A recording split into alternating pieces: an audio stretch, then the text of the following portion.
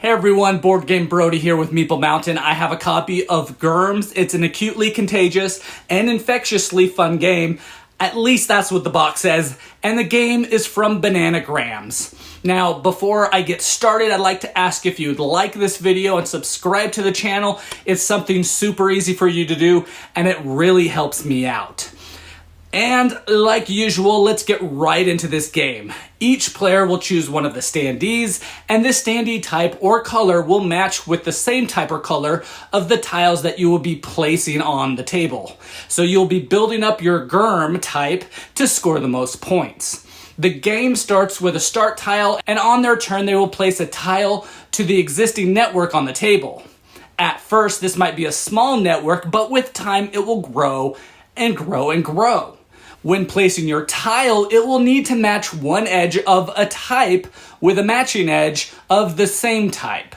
All edges of the tile you play must match the Germ or Gurms that you are playing it next to.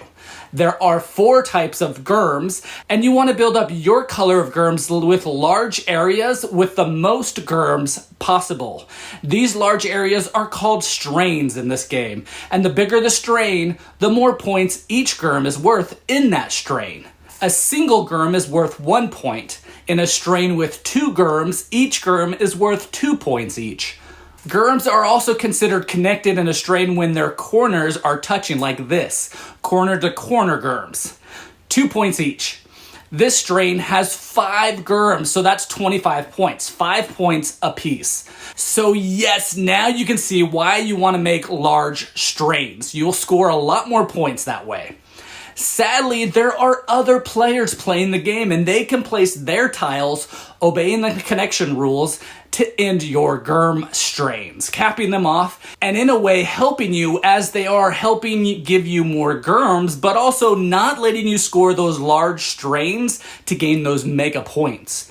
Now, when deciding on where to place your tiles, if you manage to place a tile where 2 or more sides touch a tile already on the table, then you will get to take another turn by drawing a tile and placing that tile down.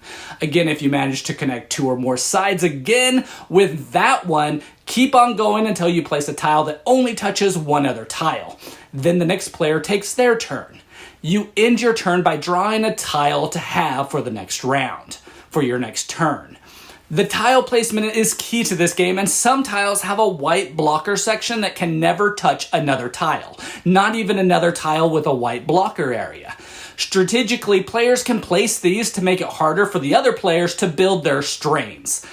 And well, that's the game. Really, your choices in the game come down to building your own strain or blocking or inhibiting another player to grow their strains. Sometimes you might be able to place a tile that does both of these things, but most likely it'll be one or the other.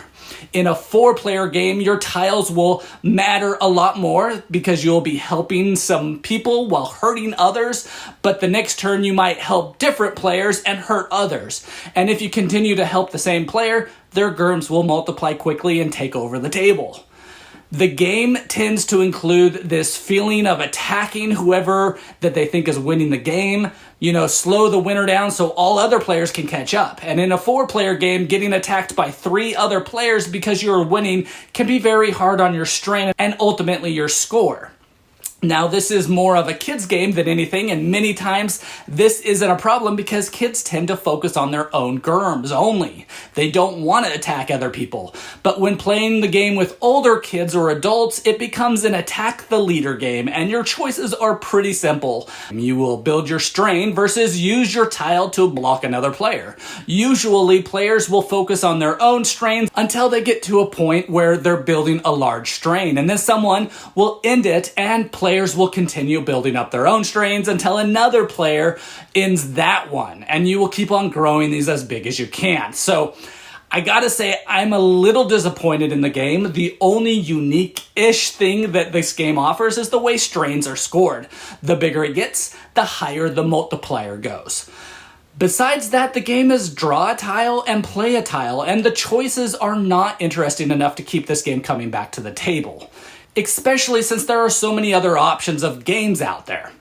The gameplay is too simple and boring, even for my kids, and I was really hoping Bananagrams was coming out with a great new kids game, something innovating that was going to be amazing, and sadly I was wrong. Now, how could this have been fixed? Well, I think continuing with the theme with asymmetric abilities could have saved this game.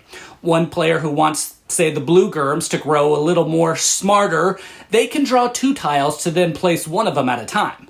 The green can mutate better and can, instead of placing a tile, can instead swap out any other 2 tiles already on the board with each other.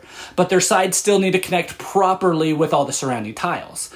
The red can ignore the white blockers and even build off of them to continue to grow their strains. And the yellow can place their standee on one of these strains of another player to inhibit that player of placing a tile on that strain.